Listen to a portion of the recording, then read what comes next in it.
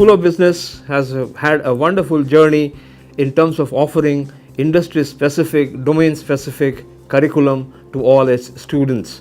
What makes our curriculum relevant and current is our continuous interaction with the industry. It's the first time that BSc has collaborated with the university and they're offering a very relevant program in terms of the credits and in terms of the classroom interactions that they're going to have.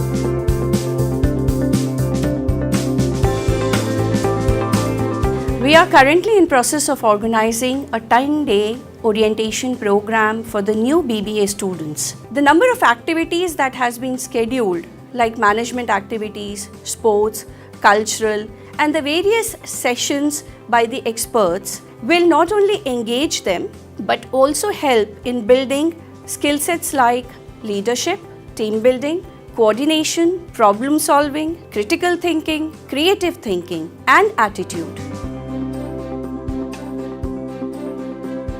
The entire event has been divided into 10 houses which are being given the exposure of different set of skills.